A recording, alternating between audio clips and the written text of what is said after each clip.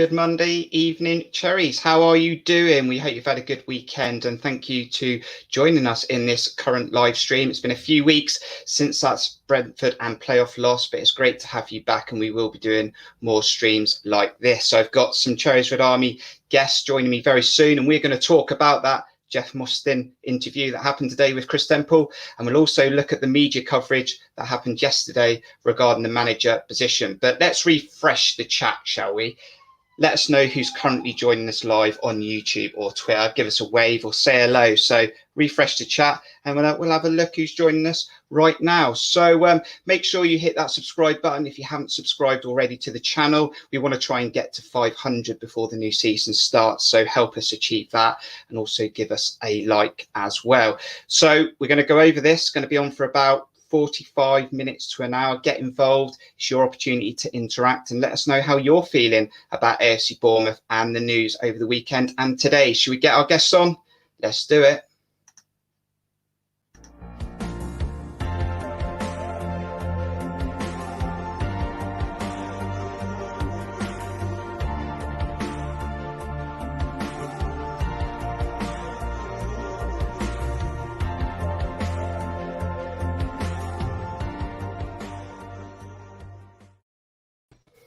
We have got Steve, Dan and John joining me this evening. How you doing, guys? Good. Very well, mate. And shall we see who's joining us currently live then on this Monday evening? I hope you've had a beautiful day. We've got Simon Kay was the first one to pop in with a hello. And we've also got Mark Singleton. So we've got Evening. We've got Keith Thomas there. We've got Daniel saying hello to Keith. We've got Chris, Aaron Kay. We've got Donald, we've got Cameron, there's Simon, and we've also got Gareth. How you doing, Gareth? Dan, and thank you for joining us. And Steve, it's been a few weeks, as I said. Are you feeling refreshed? We've got the Euros coming up in pre-season. Yeah, how you been? I'm actually a little bit bored, mate, to be fair. I hate it when there's no football. No, I'm really looking forward to the Euros, actually. I'm not one of these that doesn't enjoy the internationals that much. I do really enjoy them, especially when it's tournament football as well. So really looking forward to that. All starting on Friday night. John, how you feeling? Feeling refreshed? Yeah, I suppose. I don't know. There's been enough football chat on Twitter to keep me sort of engaged on stuff as well, particularly with England. So yeah, looking forward to the Euros, and I'm hoping that the England games are a little bit better than the two friendlies that we've had so far, which were a bit of a waste of an hour and a half of my evening. But yeah, still looking forward to the Euros. And Dan, I know you've kept yourself busy on your channel, Juron. Check that out if you haven't already. Some good stuff on there about Dom Solanke, the GOAT. But how you been doing? Oh, I'm very good. Obviously, it's going to come home, isn't it? Already, I'm ready for the Euros. I'm actually really excited for the Euros. Got the England top. Got two England tops. I've got for the Euros, and yeah, pretty pointless friendlies, but it'd be good to see what team we're going to play for our lineup for the first game, and looking forward to it. Looking forward to football again. It's weird. It seems like there's football during this pandemic, football all the time, and now there's not really much at all. So yeah, we're really looking forward to it. So the final whistle went at Brentford, didn't go our way, and our season finished, and it's been pretty quiet for a few weeks, and suddenly it got a little bit busy over the weekend, and Kris Temple kindly provided us Cherries fans with an interview with Jeff Mostyn. Needed to get that right just for the viewers that are currently watching. I struggled to say Mostyn, but I got it right, so I'm happy with that. He's had an interview today. Now, Steve, I've met Jeff a few times, don't know him personally, but I've met him on away days, and he's always been a gentleman, a guy that clearly wears his heart on his sleeve, in love with the club, obviously not from Bournemouth, but has that passion, really helped us out in those hard years. But he did say this is a football club and it's business. We're going to get stuck into that interview and have a look at some of the stuff that was discussed. But what's your thoughts on Jeff Mostyn today? Well, no, like you said, I love Jeff for what he's done for the club. I think everyone knows the story of Jeff and Gerald Krasner days, where he basically dipped into his own pocket, put so much money into the club, pretty much saved us from going extinct. But yeah, he's come out. He's now sort of developed into more of a. I know he's our chairman, but he's more of PR man now, isn't he? He's sort of the face of the club, if you see what I mean. And he's come out today or previously with Kris, done that interview, and yeah, it was about time. We were well overdue something from the club, and Jeff's always going to be that man who says all the right things. So yeah, it's interesting. And we're going to dig into that interview and pick off some of the points, Jon. And one of the things that was discussed was the ownership of the club, Maxim Denim, and someone that's put £160 million into the club, and we always fear that he's going to potentially walk away. He put out quite a strong statement in that interview saying, don't worry, he's going nowhere. Yeah, and it wasn't just that. It was the fact that not only did he sort of spell out the money that had gone, that Max had, had put into the club out of his own pocket, but also to say that he hadn't taken a penny out, which, was really sort of, assuming it's true, which I trust that it is, which is really heartening to hear, because, as someone that isn't from the area, is a wealthy business from the line, particularly a Russian one, when you've got a history of, one significantly wealthy Russian owner going and buying the Premier League, and all that jazz in the Premiership, to have Max, put all that money in, do well enough, obviously have great success in the first few years, and then the next 5 years in the Premiership, for then to us to go down, and him still, it's clear he doesn't see it as like a toy to play with. I think that he was obviously brought in by pure coincidence, really, with Eddie Mitchell building his house in Sandbanks, then sort of introducing him to the club, showing him around, getting him invested, and then obviously, over the years, I do believe Max has become a real fan of the club. That's what I genuinely do think. And if he didn't view us as something like that, then he wouldn't be putting out the statement that he did when we went down, of him wanting us to go straight back. We wouldn't be getting quite the same message from Jeff Mostyn about the fact that he's definitely not going anywhere. That was heartening, and I do like that. The one thing I do just want to be sort of cautious of is that 160 million has come into the club, not just as a grant. Those are loans. Some of that money will need to be paid back at some point, and also we're still not necessarily in the black despite all that money coming in. So that is partly due to the pandemic, but our income has gone down.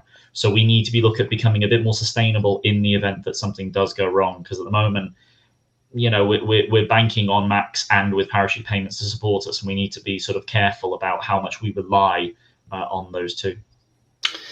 That's probably the most significant interview we've had in about 4 years, I think Kris Temple said, Dan. I mean, they all seem to bring Jeff Mostyn forward for the interviews.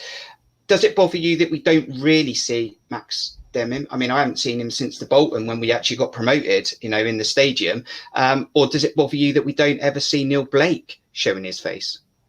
With Denim, it doesn't bother me. At the end of the day, he puts the money in, and he's a very private person, as was said in the interview, and he's done enough for the club. He doesn't have to now put his voice behind anything. He's put so much into the club that's not his job at the end of the day. Obviously, it'd be nice, but it's not what's required.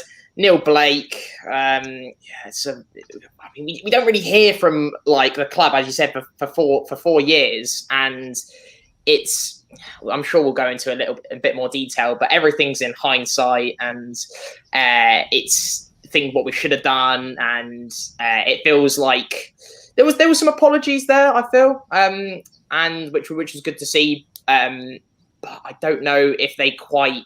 Obviously, there is a connection between the fans and the club in that sense, but I don't think it's maybe quite as strong as they could make it, as they were kind of insinuating it was. Like they were doing their talking on the pitch. I'm like, yes, but I don't know if that. I don't know. It felt a bit weird to me in that part of the interview. But yeah, I'm sure we'll discuss it a bit more in detail in a bit. And for those that are currently joining us live, if you've got any questions you want to ask about that interview, and we can try and answer it, there's 4 of us, so we might be able to give you an answer. But talking on that board, keeping it within the board, Steve, he was asked about Richard Hughes. He was asked about Neil Blake. I thought he praised Richard Hughes very well. And you can see the quality that Richard Hughes brings to the football club. And he was also asked about Neil Blake and if we should have confidence in that board that takes us forward. Well, yeah, I mean, he's always going to back his fellow board members. He's not going to ever come out and make it look like there's any disharmony there. I do think he was genuine about Richard Hughes. There's a lot of praise for him in football circles about what he does. Obviously, we all know he speaks loads of languages now as well, which helps with the foreign transfers. But the one that the stuff on Neil Blake, I just thought that was it was kind of just brushed under the carpet a little bit. Not a lot was said about him. And I think that when you said, do we want to see more from Neil Blake? Well, I personally do want to hear a bit more from him, because I think he holds a lot of power within the club, and he's obviously fundamental in a lot of decision making. So I'd like to hear a bit more from him, definitely. But yeah, interesting. Like I said, Jeff's not going to throw anyone under the bus in an interview like that. So I think it was to be expected what he said. But the fact that he didn't elaborate on Neil Blake much, I think said a bit to me. Let's wind back then, John. We're going to talk about who might be the current or the new AFC Bournemouth manager very soon, hopefully by the end of the week. That would be nice, wouldn't it? But he did talk about Jason Tindall. Eddie Howe left the club, mutual agreement, whatever it was, and Jason Tindall was given the task. He said he deserved it. But how I feel, John, is that you gave Jason Tindall, a guy that had no experience at that level. Ultimately, you hear a lot that he was the player's pal. You gave him arguably the best football squad on paper in the league, in a one-shot chance, I think, to get him back to the Premier League. Yeah, it's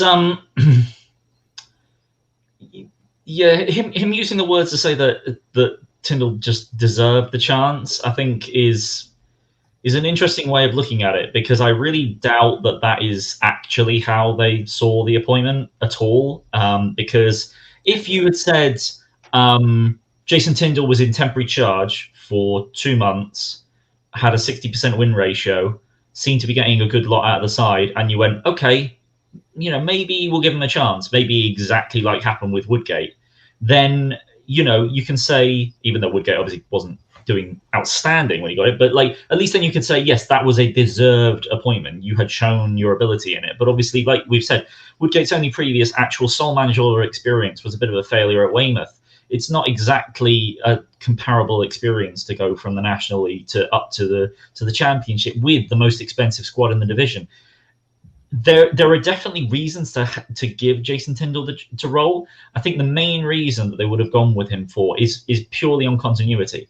I think you look at the squad that was available, you look at his experience with that squad, his knowledge of the squad, his experience with the squad, and the fact that they knew they weren't going to be getting anyone in significant. They did bring in 2 loan signings, and one of those was purely for because Graham Jones recommended Carter Vickers, and that was a great recommendation by the end of the season. But, and then Riquelme, Reading were after him before we snapped him up at the end. So, it's a bit... I don't think we necessarily were actually going to bring anyone into the club at all until we were kind of pushed in that direction. But it was like, you've got to look at also the timing as well. This was the shortest closed season in history. There was very little time to bring someone in. They probably would have looked at it as like, look, we can't change much with this side. We know we're losing Ake. We know we're losing Wilson. Turned out we actually lost Ramsdale as well. Nothing much is going to change. Are we just going to stick with this squad? What's the best idea we can think of? Let's keep the guy that's been there. Obviously Eddie would have been preferable. And then we can talk about JT's actual managerial experience. I think Graham Jones influenced quite significantly with the whole back 3, which a lot of the fans weren't happy with. And you've got to look at what Graham Jones went on to Newcastle, improved them, and is now coaching with England. So he's the one that obviously had the brains behind the whole idea, not Jason Tindall. So there's hindsight is a wonderful thing.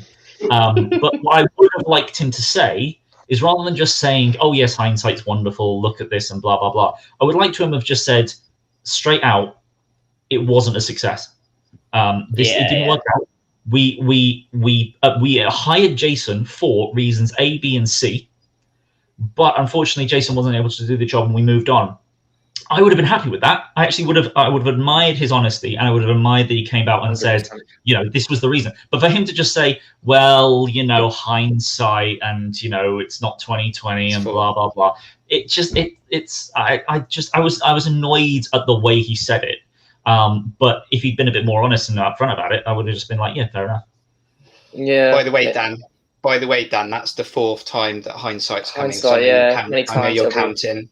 Yeah. So let's pick off one of those points, because Aaron says one of the excuses or one of the reasons that Jeff said was that it was a quick turnaround because of COVID, 2.5 weeks, that players were back in for pre-season. Dan, why couldn't they have given Jason Tindall the caretaker role until they found the right man that could have taken on this very good squad in the Championship to get us promoted in that first opportunity? Why did they have to just roll with the dice and give Jason Tindall the whole package?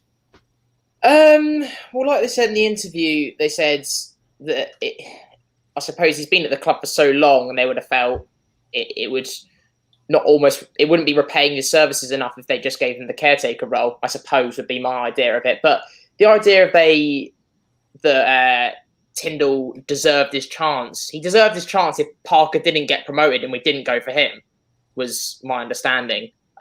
Because he wasn't going to be, I don't believe, because we were looking at Parker, reports came out before, I might be getting this wrong, but I think that we were looking at Parker, so he deserved it. It was deserved it if we could get someone else that was a bit better.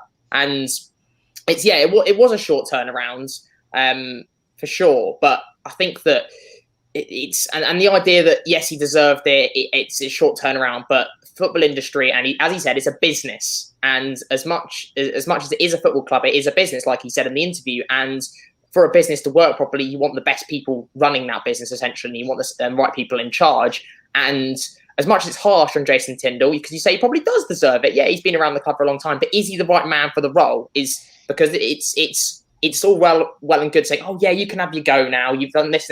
This isn't how football works. That's just sentimental, isn't it?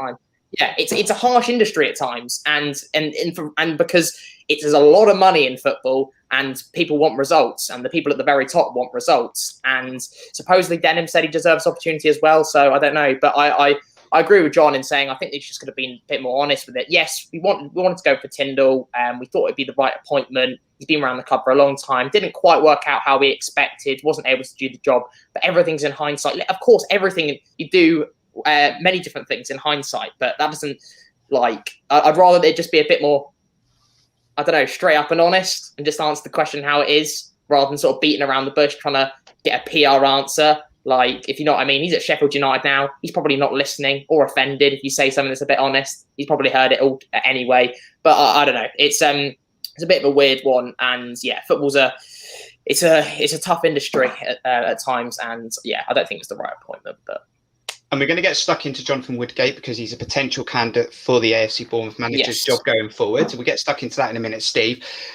But I think I was in the minority when we go back to August, September, whenever it was, when I was saying that JT was out of his depth, and a lot of fans were saying that I was wrong and that I should give him the chance. And funnily enough, now you go all over Twitter and social media and everyone's saying that JT should never have been given the job. But then when he was released of the duties and we went 3 weeks trying to find a new manager, interviewed several candidates apparently to then give it to Woodgate. Did we? I mean, we'll come back to this in about 20 minutes time, I suppose, but was he the best man for the job? Because apparently they were interviewing him while he was on the training ground. Well, in hindsight, he obviously was, according to them, on the training ground and all the other stuff they're doing. But I think when you go back to what you said at the beginning of the season, you weren't convinced. I mean, I was sort of nonplussed about it, but I was happy to give the guy a go, JT, that is. And he did okay, and then he had his slump, and then they brought in Woodgate, and again, I was happy for him to have a crack at it. You know, he'd only been there. What were you going to do? I think all that Thierry Henry, Frank Lampard, all that sort of stuff was just pie in the sky at the time, and it was put a bit of smoke and mirrors as far as I was concerned. It was always going to be Woodgate that stepped in. It was just the Bournemouth thing. It's what we always seem to do. But I backed him. I'd give him a go, and unfortunately fell at the last hurdle. Which, you can say, did he improve things from Tindall? Not really, not positionally, but he stopped that little rot of form. And had he made a couple of, decisions with the squad, we were talking about it off air, maybe we would have ended up in a different position in the playoffs. As it was, we didn't. He made mistakes. and ultimately that's probably cost him. So then we come back to who are we going to look at? Who knows? And we'll come to that in just a bit. John, Steve mentioned there the training ground that came up in the interview today. Now, I think we can all credit the groundsmen for what they do on the actual Vitality Dean Court pitch. We always get credited and awarded with how our pitch stays in beautiful condition throughout a season. That was in the Premier League and the Championship. But it was asked about that whole training ground. It's currently on hold since COVID, the new training centre, whatever you want to call it, that we want to hopefully build. But he said, or I can't quote exactly, that we have amazing facilities just off the stadium, behind the stadium. Now, my question to you is, John, if it's so good, why are we drawing up plans for a new training ground? 2 reasons. Firstly, it's to improve our youth facility so that we can go up an additional tier.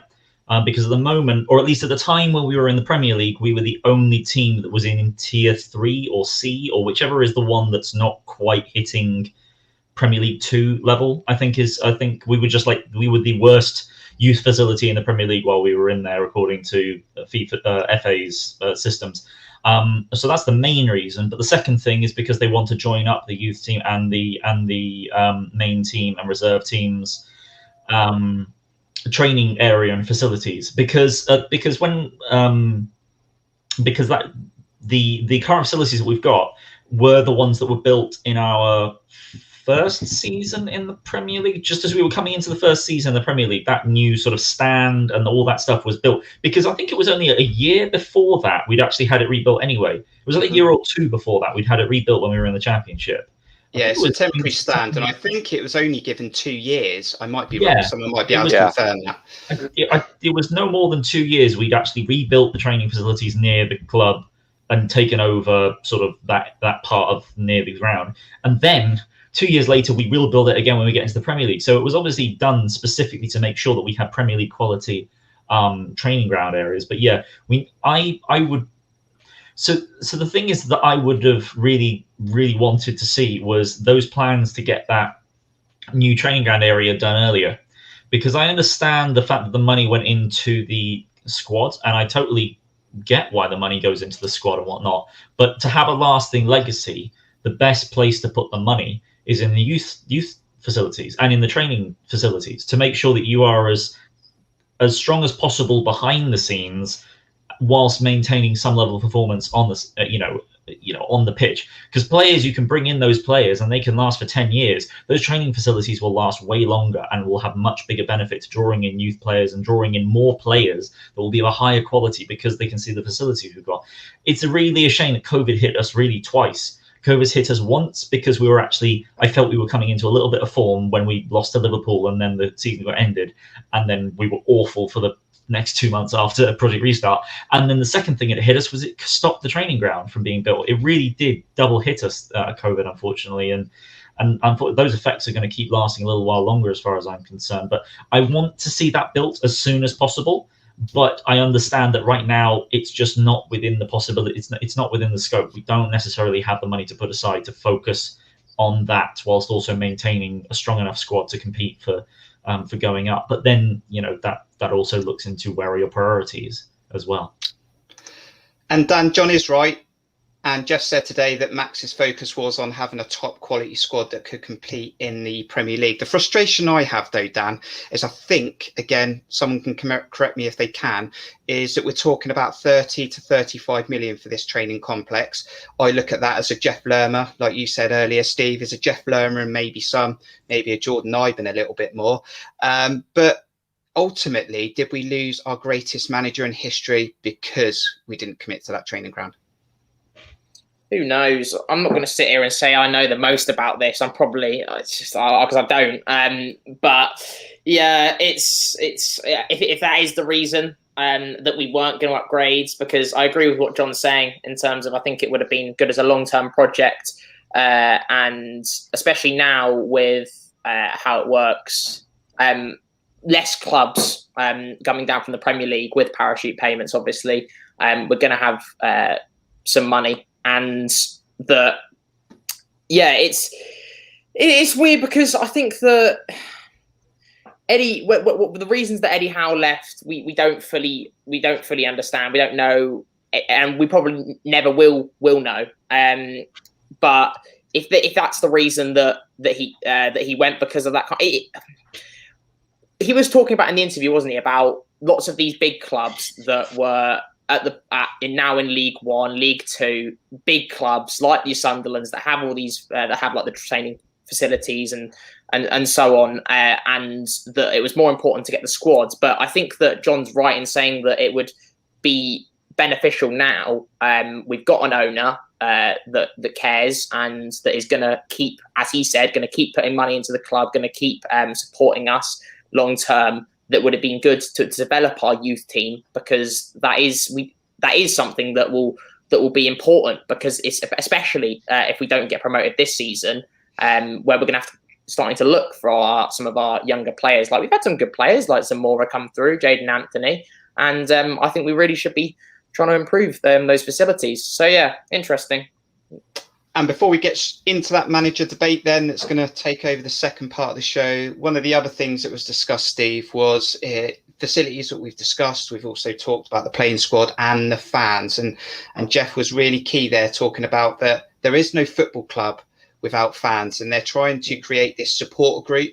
Now, if you've applied for this support group, by the way, you might have received an email, because I got an email. I was unsuccessful, maybe because I'm a bit critical at times of certain board members. I don't know. But check your emails, because if you've applied, you might be successful in getting in that support group. But what's your thoughts on that support group, Steve? Because I've been to many fans forums years ago, and I think they stopped all of that, because we used to ask why we brought everyone back for corners. But yeah, I mean, do you think it's going to work? I mean, is it a good thing?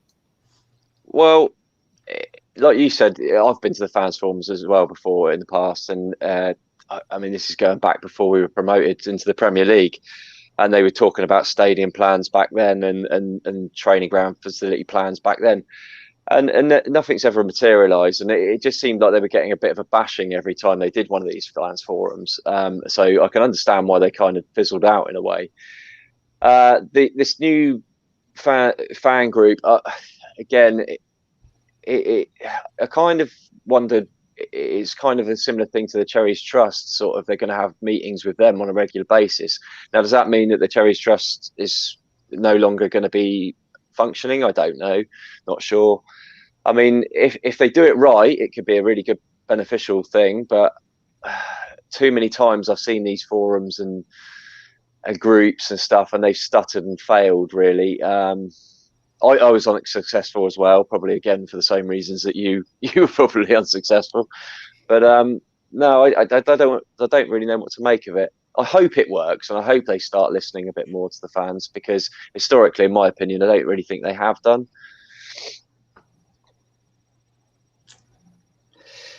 So yeah, check your emails and let us know if you're watching now and you've been successful. We'd love to hear it. And looks like Simon K was unsuccessful as well. But it might be great for you, for anyone who's made that 12, I think it is, if that's correct. So right, one of the big key points in that interview then, John, was the manager's position going forward. And it's been annoying me actually all weekend, or since Sunday. They keep saying that Jonathan Woodgate's going to get axed or sacked. His contract is ending. So he's not going to be sacked. If he's not renewed with a new deal, that's the end of it. But this is what happens, I suppose, in the media world. They said they're very close, John, to finalising that. And to be fair, it's right on cue. We normally take about 3 weeks from start to finish to get it over the line. We're going to get into more detail about it. But why is it taking so long, John? What you'd like to believe is because they're doing their job. That's, in a few weeks we'll be able to say that hindsight told us whether it did or didn't. Come on, stop it now. I can't, Steve. Look, I think this was, from the actual interview itself, I don't think I really got too much out of it at all, to be honest. It was a PR exercise, but one of the main things I would have said that I would have liked him to have done instead of what he did. And as much as I totally like, I agree. I like Jeff Mostyn. I like the fact that he's so passionate. I thought him tearing up was maybe a little bit much. But I do think that he obviously has the best interests of the club at heart, and I really do believe that. And the fact that he definitely doesn't have any PR training, he's come from a financial background, he puts out there just everything that he can think of, as long as it's just in a, as long as he believes it's the right thing to say to let the people know. But he didn't really tell us anything. What I'd like for him to have done, along with admitting that he got it wrong over JT and saying why they hired him, would have been for him to say, because it doesn't give anything away, that if he says we had 1,292 applicants, we rejected 900 of them out of hand, we looked through, the other 300, and we've cancelled it down to exactly 20. We interviewed 10, and we're now down to the final 3. If he'd said that, that wouldn't tell us, that wouldn't give away who we're looking at, but it would at least tell me, like, I know that they're going through the right procedures. I know they're doing their job. Now, this admittedly is obviously what everyone would do. This is what anyone who hires someone will do. But at least if he'd said, we are now down to the final 3, then I would have been able to go, oh, we're definitely like 3 days away, or even a day away. Whereas if he says we're in the final stages of the of the hiring process, I don't know whether that means they've done interviews. I don't know whether that means that they've cut it down to who people they would like to interview, or if they have interviewed 2 out of the 3. I like, you can give us a little bit more. You could say you don't necessarily need to give a deadline, but at least tell me a little bit more details about it, because right now we know possibly even less than we did when we started the whole interview we had today. So yeah, I mean, fingers crossed it comes around quickly, but we'll go through the candidates in a minute, I'm sure. A lot of it was very predictable, wasn't it? I felt. I think it was like one of those footballer interviews where you could almost tell there was no point of the interview because you know exactly what they're going to say. You have very few interviewers that actually give you something else, and I thought this was going to be a time for that connect, for that lack of PR interview, where we'd actually get a little bit, like you say, John, we didn't need all the details, but we just have an idea of what your strategy is, of what you're going to do, because a lot of it was kind of very predictable and sort of beating around the bush and giving you an answer that someone that doesn't really know what's going on could probably give you with an hour of sort of understanding. It's not really,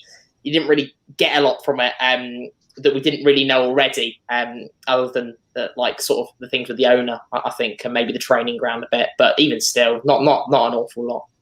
Is it not our fault though, Dan? Because they let everything out the bag when they appointed Woodgate in the 3 weeks. I mean, it was a huge game of Chinese whispers, and we criticised the club for it. So is it our fault that this time they've gone, all right, then we'll tell you nothing?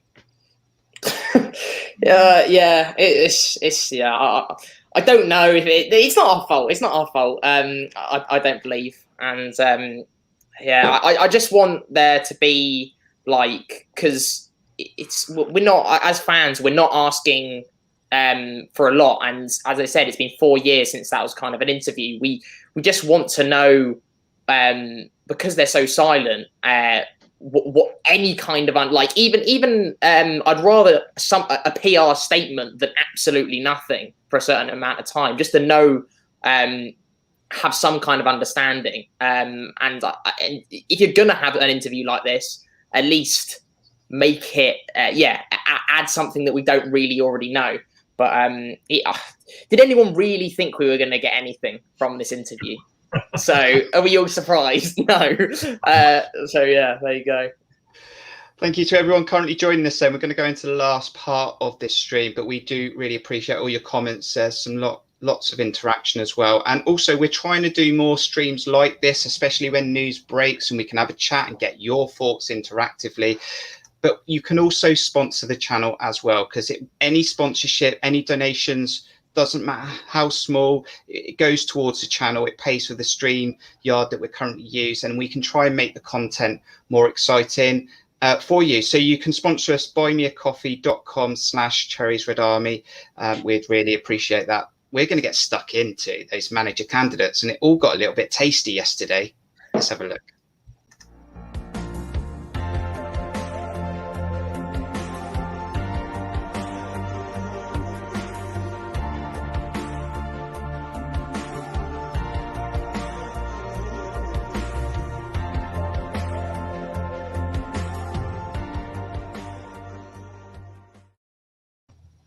Okay, and I'm sure that some of you are going to want to bring more to the ring, but we're just going to focus on 3, and we can maybe at the end just talk about a few others that could potentially come into the hat. But let's talk about Jonathan Woodgate to start with then. You know, he'll think he's probably earned a shot at it. We've heard it a lot, that people have said he deserves his chance. Just looking at this guy, so I'm just looking at his performance there. 23 games, won 13, drawn 2, lost 8. And also, I mean, Steve, does he deserve a shot? Difficult one. I'm always for giving a guy a chance, but with the team we had, I mean, he did turn the fortunes of our form around somewhat, and he got us into the playoffs, but I think he still made some fundamental mistakes at key times, especially going into the playoffs. That momentum killer that I talked about back at the time, I just think that was really, really key. I think football's all about momentum, and we lost it. We lost it big time. And I know we got to scrape that 1-0 against Brentford in the first leg, but I never felt we were going to overturn them over 2 legs. Does he deserve a chance? I'm sat on the fence, to be honest. I wouldn't be adverse to it, and yeah, I've been a football fan for Bournemouth for a long, long time, and I've seen some worse managers. So he's certainly not by any means the worst. Okay, as we went into February then, John, we were in horrendous form, and JT obviously got the sack, but we were still in the playoffs. I think we were 6th. Now, if we have a look at Jonathan Woodgate's performance as manager in the games from when he took over to the final league game, not including the playoffs, he would actually finish outside the playoffs in the form guide through the date ranges. You can probably say to him he deserves another game because Brentford have played 20 and we played 19. But there's not a lot to say there that he should definitely be given a chance. No, when you look at it just like that, then yeah, I'd agree. I think you need to consider sort of the time in. Does that include his temporary charge as well, or is that when he was made permanent? That's his temporary charge. He took charge of the Birmingham game. That was in caretaker charge right through to the Stoke game. Yeah. So you look at certainly the first 2 or 3. You've got to look at the fact that the team is in a real downward trend, and there's some sort of adjustment period. There's some amount of, even he's brand new to the team. He's only been there for 2 days before he gets 2 or 3 days before he gets put into temporary charge. So the first few games, I'd excuse him. The couple of losses and a draw, I think, or whatever it was, and we did beat Burnley in the cup when he was in charge as well. And then the last 3 games, you've got to look at Brentford. That was a shocking game. The Wickham, the merits of changing the team around for Wickham can be debated, and then no one turned up against Stoke. So, and then I'd also look at the 7-game winning streak. When you look at the actual set of teams that we beat, you've got Swansea. It started with the Swansea team that I think a lot of people would say was probably one of the worst teams we played all season. And then, you've got Middlesbrough. Sorry, not Middlesbrough. Millwall. You've got the Norwich, which, to be fair, they went down to 10 men. Huddersfield, Coventry, Blackburn, Middlesbrough. None of those were really good teams. I really think that the actual how good that 7-match winning streak was can easily be overstated. Some of those matches were really good. The Millwall win was fantastic, but I think what he did do was just put square pegs in square holes, which I feel as though JT just really struggled to do for some reason. I think a lot of people probably didn't see Billing playing as a number 10, and that turned out to be an absolute masterstroke. But then everything else, Dan Juma just let him do his thing, but did encourage him to work more on his left foot and put in more crosses. There were little things that I think Woodgate did help with, but is he the tactical, is he really the tactician that you would want going forward with a team that's got one of the best in the division to try and get them up? I don't think he necessarily is. He hasn't shown that he's really tactically adept. He hasn't shown that he's going to make positive changes. I think his knack for putting on, what was it, the first game that he came in charge, he ended up with 4 fullbacks on the pitch, and more often than not, he ended the game with 3 fullbacks on the pitch. And the merits of putting Jack Stacey at right mid could be debated, but it is quite a negative change. There are reasons to say that I would be upset if Woodgate got given the chance, but there's also plenty that I could come back with and say there are way better managers that we could be looking at. to bring in for a team that will still have, regardless of how many people we lose, will still have ambitions to go up next season.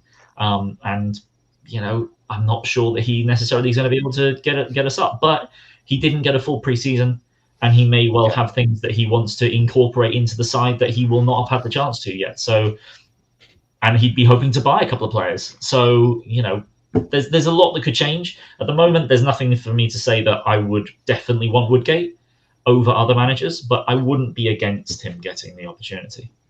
Let's not forget, he's a relatively new manager. He's still learning his trade as well, as is likes of Scott Parker as well. But like John said, if he who knows what he can do with a pre-season and a few transfers. You never know. The problem I have, Dan, and this is where I'm at, I wasn't impressed with when he was given it at the start, gave him a chance, just like JT, and he got us to the playoffs. But the problem I have is, did he not just put the right players on the pitch? I mean, could not have anyone have chosen that 11 as we got closer to the playoffs and we went on that streak? We could have all picked that 11 and that formation. When he was then tested, and let's go back to Brentford, and I know we were down to 10 men, but when you're bringing Stacey on left wing, Dom Solanke left wing, and you're making some weird decisions, and it wasn't the first time he did it, and he loves the whole doubling up on the old fullbacks. My concern is, when he was given the job, Dan, people said, well, he didn't have the tools at Middlesbrough to do a good job. Well, is that not probably going to be the case this time now? Because we are going to see players leave. Yeah, it's a really, really weird one, isn't it? Because, I mean, for me, Woodgate, it's one that doesn't, if he did get the job, it doesn't excite me. But it also doesn't, I'm also not gutted, if that makes sense. Because you could argue he does deserve a chance. And I think John said this ages ago, and I was in full agreement of it. I think that he just did what Jason Tindall couldn't do, is just the basics pretty well. We've got enough quality on the field to win most football matches if we can do the basics pretty well. Get the formation sorted, get players playing in a system that they understand, get players making link up, creating duos. You've got Kelly and Danjuma and things like that are the basics. And I believe that Jonathan Woodgate, the job that he's done, not to discredit what he's done, but I've said this many times, that I think that many other managers could have done exactly what he's done and probably better. And as I said, it's not to discredit him, but I just think Jason Tindall, not to bad mouth him or whatever, but he just wasn't a good football manager. I think is the bottom line. And yes, he hasn't got a lot of experience, but he just wasn't that great because we were so bad at the end. And yeah, I think that he hasn't got experience, Woodgate, and he has done some weird things, like you say, Kirk. He has done some weird decision where you go, why have you done that then? It seems like the complete opposite thing that you want to do. And that's where I'm kind of saying, is in, he can do the basics pretty well. But when it comes to sort of more advanced things where he is tested a little bit more, is he good enough? Because I think that if you're ranking Jason Tindall on as a manager, let's be harsh here, and let's say he's a 3 out of 10, and Jonathan Woodgate's a 5 out of 10. And anyone, and that's sort of maybe his limit, if that makes sense. Not to say that's correct or whatever, but yeah. But I want someone, ideally, I would rather have someone come in over Woodgate, is what I'm saying. I would rather someone come in than Woodgate staying. And is that someone Scott Parker? And this came about with the media coverage yesterday, started to break through the night on Saturday, I think. And it is someone that I believe, I've heard we tried to get last season, even though he got Fulham up. Yeah. Now, Steve, I know you'll give him a chance. Of course you will. But it's not someone that's really, Dan was talking about, Woodgate doesn't excite him. Am I getting the feeling that Parker doesn't excite you? Exactly that, mate. It's not that I dislike Parker. I'm a bit nonplussed with it. He's a relatively new manager again. He's been in the game with Fulham sort of 3-4 seasons maybe, so he's got a bit more experience than Woodgate, obviously, and Tindall, but relatively new to management. And he did well when he got out of the division before with Fulham, albeit I do think it was a bit of a freak win or freak goal in the playoff final that put him in the driving seat. But then with the team he had in the Premier League, I felt he should have done a little bit better than he did. I think he had some good players about that team, the likes of Lookman, Mitrovic, the guy from Chelsea, name escapes me from a minute. Loftus-Cheek, and he's got the Real Madrid keeper. I thought was excellent actually at times during the season. He brought in a couple of centre backs because they were really short defensively. They did okay for him, but really I thought they had enough to do a bit better than what they did. You had to put one up with a cardigan, didn't you? So, like I said, I had enough of JT's flipping coat, let alone cardigans now. I don't know. He's probably the best. I think we're going to sort of the pool we're now picking out of. I think he's probably one of the best guys you've got available if we can get him. I don't know what his contractual situation is at Fulham yet. I know apparently there's a bit of disharmony with him in the board there, but I don't think he's out of a job or contract's not up or anything like that. But yeah, I think out of what you've got to pick for, it doesn't really excite me that much. I am quite excited about this one, John, for a change, because I do think in the pool of people that we potentially get, I see a lot of traits in Parker that I've seen in maybe not necessarily Eddie Howe, but someone who maybe wants to be the best they can be and take that level. And I've seen some interviews where he says that he never stops thinking of new ways of changing the game and, don't take your foot off the pedal. But John, he did get Fulham promoted out of the Championship and could, when we're talking about trying to not lose too many players and have a competitive squad, because that's what Jeff talked about today, having a squad that can compete in the Championship, could Scott Parker maybe get another year out of players we think would leave? Possibly. I don't know. I think that a bunch of the players would probably be looking more so at their career progression rather than necessarily saying, "Okay, if you bring in Scott Parker, I'll stay for another year." And there's also the club's finances, which is something that would need to be looked at, because I don't think we're going to be able to bring anyone in if we don't sell people. So the thing about Parker, because I have occasionally kept an eye on some Premier League podcasts, and certainly towards the sort of summation of the season, one of the things that was pointed out was Fulham actually had a very, very good defensive record. Now, one of the main reasons for that was what Steve pointed out was their goalkeeper, who was from, I believe, from PSG. Is it Arbeloa? Arbeloa. No, it wasn't Arbeloa. I thought it was PSG, but I didn't think it was. That's some Spanish left back, isn't it? Areola. That's it. I wasn't far off. He was one of the main reasons for that. He was probably the best goalkeeper of the season outside of Ederson.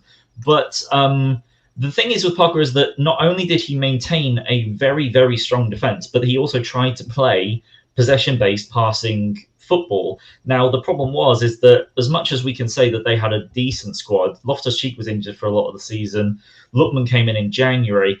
He didn't really use Mitrovic in the way that Mitrovic needs to be used, because he's not the kind of striker I think he really wanted in the Premier League. So I don't think their attack was actually that decent, and that's the problem. They didn't score many goals. They can be as progressive as they like, but they didn't really score many goals. And that's partly due to the players they had, and partly due to the fact that I think they did get quite a lot of bad luck in terms of decisions, and maybe not as bad as Sheffield United, but I think they did get a bit of bad luck in terms of the chances that they didn't convert, but that's also down to the quality of the players. I think if you bring Scott Parker into Bournemouth, I think he shores up the back line a little bit more, in terms of he must obviously have an ability to coach a defence, because the Premier League is a really unforgiving league when it comes to you let your opposition have chances and they will generally put them away. But then also he likes to play the ball around. He likes to get it on the deck. He likes to play the kind of Bournemouth way, which is great. But he probably would have, if you look at Bournemouth's team from last season with Danjuma, if you get Brooks going, if you've got Stanislas on 5, you're Billing and doing what he's doing, and if you've got Solanke tucking away a few more chances, you've got arguably a better attack force than Fulham had last season. So, I think really sort of in terms of a more of a balanced side, and if we're able to keep a decent number of players, Parker would, be a very good option. I do think that maybe we might be looking at it being a bit too costly to get him out of Fulham. That's the only thing that I think the board might sort of wince at, is how much Fulham are going to ask for him.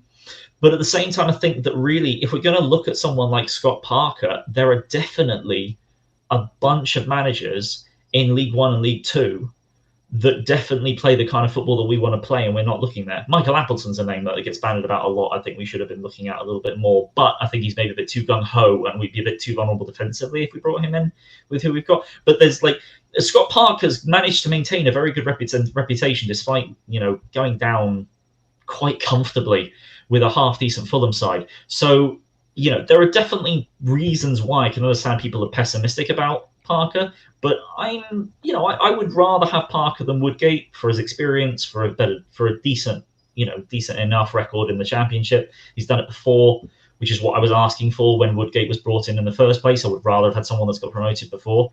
So yeah, I mean, there's reasons to be apprehensive, but there's also reasons that I think he's a good player to bring in, a good manager to bring in.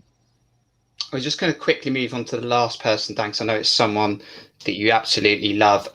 Probably highly unlikely, but we can't do a sort of show like this without talking about him, and that is Eddie Howe. Still not at a club currently. It would sort of be an unrealistic option, but Eddie, I mean, what's your thoughts on potentially this one happening? And if not, where does he go? Yeah, every Bournemouth fan wants Eddie Howe to come back, I think. The majority, I believe. And it'd be brilliant if he came back. And I think that we would win the Championship, personally.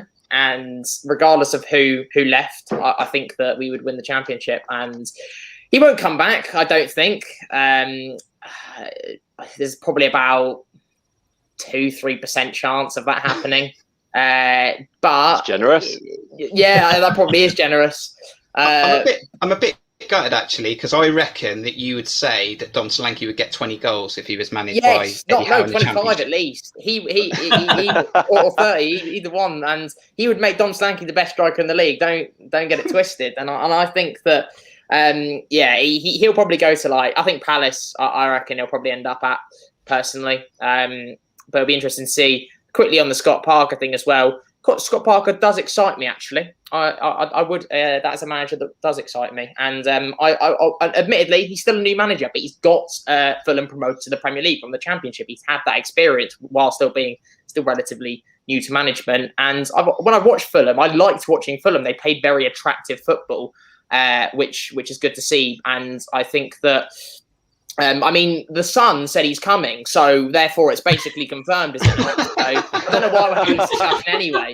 When have they ever lied? Exactly. I mean, I was at your 2 or 3% with Parker until Alex Crook got involved, and then I felt a little bit more confident. Very quickly, Steve, one name really. I mean, if it's not Eddie Howe at Bournemouth, I mean, where does he go? I can't. I think the Everton job that he's been linked with, I think Everton looking at slightly more bigger names these days than Eddie Howe. Although, to us he's he's a big name, but I don't think look at the last sort of few managers they've had, Koeman, and obviously the name escapes me. Last guy gone to Madrid. Yeah. Ancelotti, yeah. So they've both ended up at Barcelona and Madrid, respectively. And I don't think they're looking at Eddie Howe, but I kind of think there was talk of the guys up the road, wasn't there, that Eddie might be interested in, which would. Let's send it there. I'll go there because even Keith's put the actual team in the chat, and I can't even put it on the screen. So I think there was also mention of Brighton, wasn't there? Which because Potter might be moving. It's just because if Graham Potter went to Everton, then Brighton would be free. So I suppose, but I'm almost tempted to remove the comment now. It's all right, Keith. I'll leave it in there. Right, but obviously he's coming home, surely. Yeah, alongside English football, the Euros coming home. I'm just trying to end on a high note. Okay, there we go. I put a few Twitter polls out earlier, and this would be quite interesting to see. Let's take a look, because put one out earlier. Poll 1: who do you think is likely to be appointed AFC Bournemouth manager? Supposedly by Friday, 43.1% went to Scott Parker. So the fans are thinking and being quite confident about this, John. Yeah, I think because that was I actually answered Woodgate on that one, just because I think that's the most likely candidate at this point with the board that we've got. But the Parker who would be my preference. Yeah, I'm one of those people that wouldn't want Eddie Howe back personally. He's already gone back twice, and he pulled off miracles. Can we just They say get never off the go line back. right now? They say never go back. My God, if he could do it a third time, that's like beyond miracle worker. I think not just for Bournemouth, because it would be for him as well. His He reputation, is the Messiah, John. but his reputation, if he did, even if he got us promoted, and went up, his reputation just goes, he can only do it with Bournemouth. Yeah. And if he fails, it's like, well, I mean, then he's obviously washed up as a manager because he can't get a job anywhere else. No. I just think for his career, there's no good reason to come back to Bournemouth apart from the fans' undying loyalty, which he's already got. So I really don't think he's going to come back. Either way, I'd love to see Scott. I'd love to see out of those Scott Parker or Jonathan Woodgate. Scott Parker would be preferable, and I'd like it to get done as soon as possible. As I said before, it's just. Is the board going to shell out for him? Because Fulham are going to ask for a decent chunk of money. I believe he's contracted to 2023, so that's 2 years. 2 years you have to pay off for him. So it's interesting. I believe it would show some ambition from the board, because I do think the board has settled into. We had enough conversations about this when we were looking for someone to replace Jason Tindall.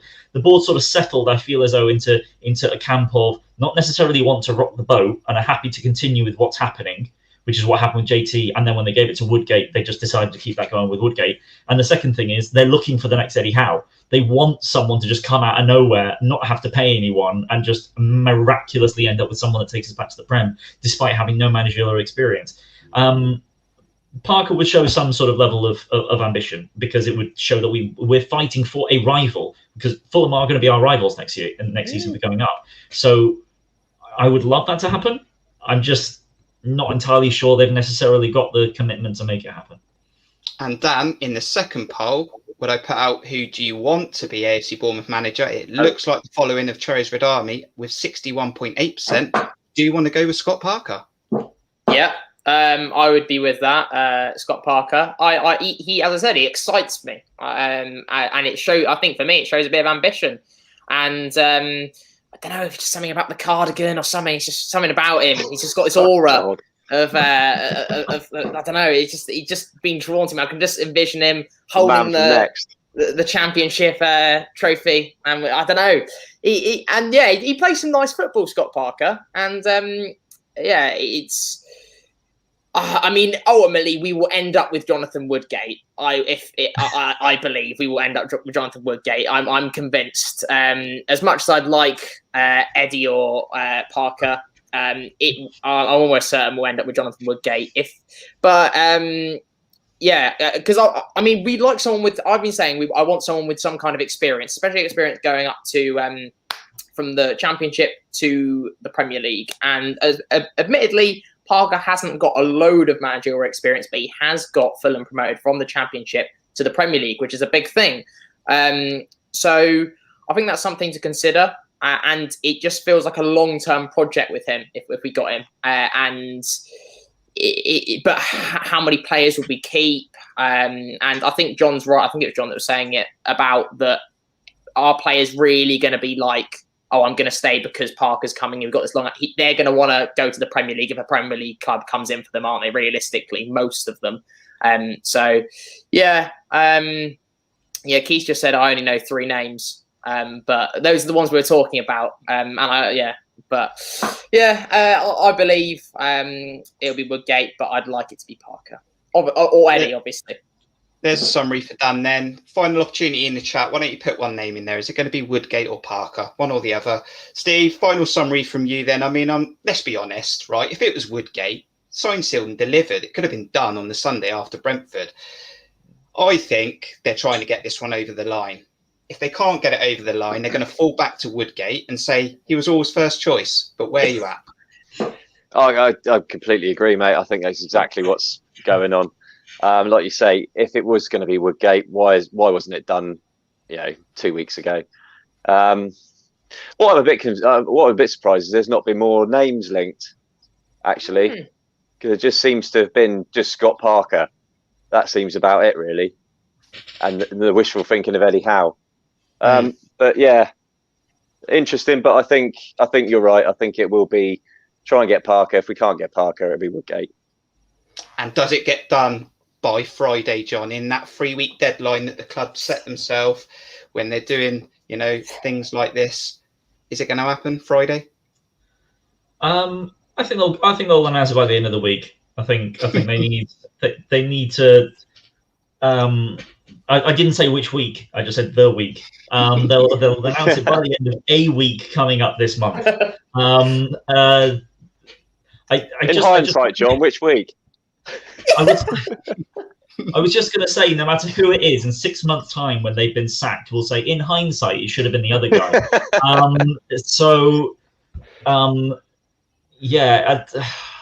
I just want it to be done because I want the speculation of a manager to be done so that we can speculate over players and we can stick to that and we can say like, okay, we're probably losing Lerma, we're probably losing Danjuma, we're going to be losing whoever. And does Brooks have a fantastic Euros? Are we going to lose him? Great. What are the next 6 names that we're going to be bringing up to try and bring in? That's what I want to move on to. I want to see names of players coming up, not just leaving, but coming into the club and get this managerial situation sorted. I just want it to be. I want a vision to moving forward, bring in the right players for the manager, and we actually get, do our best to get back up, and try again this season because.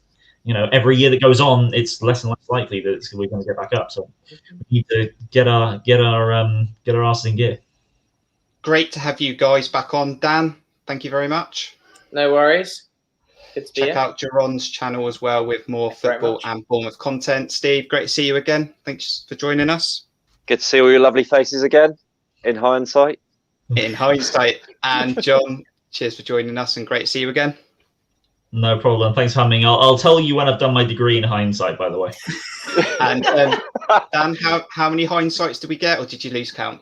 I think Aaron was counting. Yeah, I'm thinking about 15 there.